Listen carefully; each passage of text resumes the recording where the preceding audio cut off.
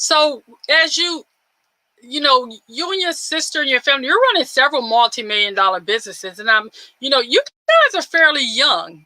How does that play when you're dealing with other people when they see all this you've done? Have you come up to any resistance because of your age as you try to produce the television show, you're running the businesses, and you're going to be writing a book? And I'm going to keep encouraging you for the movie because your life story is amazing. So I'm putting it out there. I'm putting you on blast. You really need to think about that. So talk to me. So in terms of resistance, I'm trying to think. Not really, actually. We haven't met a lot of resistance, but I definitely think there was a level of self-doubt. It didn't come from outside, but from inside. And I think as time progressed, and as you pointed out to me in our previous conversations, um, the more we've succeeded, that confidence is built up. I actually want to share a story. There's one major failure that helped me, oddly enough, to help me do better.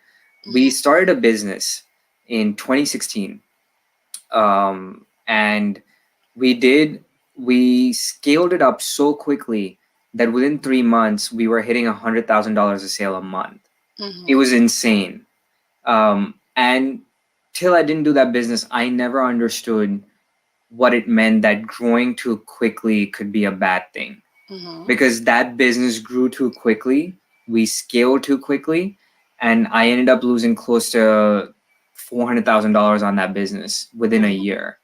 But I'm really glad that happened because that taught me so much that now I know that once, and I know my TV show is going to come out on a mainstream network or an OTT platform, that when it does, I know how to be prepared for it. I know how to scale my business because scaling a business is not an easy thing. And if it happens too quickly, you can just crash and burn. So you're going to use that temporary setback to move you forward in your next endeavors. And that's a good lesson that I think a lot of small business owners don't get until it's too late. So it's fortunate that you were able to get that lesson. Now, as you move forward now with the television shows, is there like a next step that you're thinking after the television shows once you're picked up? Not if, but once you're picked up by one of the major networks, do you see yourself doing spinoffs like you see on Say Yes to the Dress? Brenda, that's a great question. I honestly haven't thought of it. But whatever comes along the way, I mean, it seems like everything that I've sort of stepped into or been good at has been stuff that I've had no clue about. Because I went to school for supply chain management and economics. Okay. I had no filming background whatsoever. I have no design experience whatsoever. But you tell me to put out a men's outfit and I can do it like this. I can conceptualize 10 different outfits. When I'm sitting with a customer designing an outfit for them, I can play around in my head and see what colors will work together. I can guide them in the right direction. So yeah, I've not gone to any sort of fashion institute, no filming school, but those are both things that I've excelled at. And see, that's when you have a natural talent, you don't have to go to school. You just do what you do. And that's one of the amazing things about your story, your family and your sisters. You guys, you saw a need and you filled it. And from that, you were able to build businesses that have been successful. Even with this setback, you still move forward and find opportunities to expand and scale up. Now, if you had a message for a young entrepreneur that is doubting themselves right now, what would you tell them? Just do it. No matter what it is, just do it. And it's cliche to say this, but honestly, there's no better teacher than failure. So as long as you persistently do it, you will have success along the way. And and the best way I like to explain this is sort of like growing a tree. You don't need to think about growing the tree all the time to grow a tree or fruit or vegetables, right?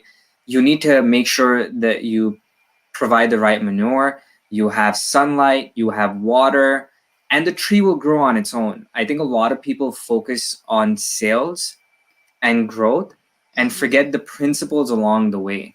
The sales and growth will happen if your base is right. All of that will happen. So don't focus too much on the sales, the revenue, and all those things that you're taught.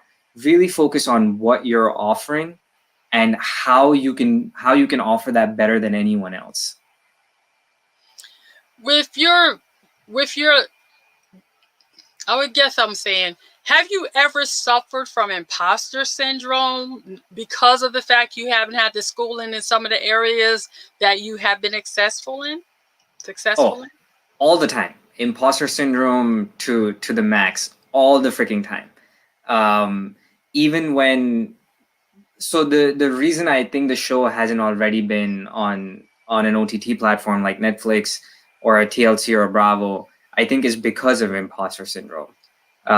It was in my head that I don't have enough proof of concept. The show is not right yet, but that wasn't the case. I mean, the show could have been on 2 years ago, but it's okay. Better late than never. You know, and we were talking earlier with Dr. Denise, and we talked about, you know, those unleashed, unresolved limiting beliefs. And as I sit here today, after having binge watched your Nazranaa Diaries, I find it hard to believe that I wasn't watching Netflix or one of the other big television stations with your show, because it's so well produced. The cinematography, the lighting, you know, the colors are vibrant. You can see them all. There's not the fuzziness you see from a normal YouTuber or what you see when we've come to understand this is just YouTube. You can tell that there's a level of talent and skill in the production. And I'm excited to sit back and watch and see where you guys go. I'm going to be able to say, I remember when. And that's why I say it's really important as you move forward. And, you know, we've talked about this, to document. That's why the book about your journey is going to be so important to where you go in your next step. You know, tell me, you know, one of the things I was wondering as I looked at the bios, because they really are pretty amazing. What did it feel like the first time you were featured in like Forbes or the South Asian Bride magazine? You know, I also saw that your sister was featured in The Knot. I'm like, there's so many things that I'm going, man, that's amazing. And you guys may take them for granted, but was there a time when you had that first one where you just said, I can't believe this is us? So funnily, it wasn't really any of these articles, but the most interesting experience I had was I was in a bridal expo, and we were just showcasing our products. And this was, I think, when the season 1 had come out, and there were these maybe 14, 15-year-old girls, 2 of them. They were sort of hovering around our table, but they wouldn't really come to us or talk to us. But like after like 15 or 20 minutes, they sort of came up to me and they're like, oh, can we have a photo with you? I'm like, you just made my day. You can have as many photos as you want. So they recognized me from the show. And that was just such a great feeling. I felt on top of the world when that happened. That's pretty cool. That would make me feel really good.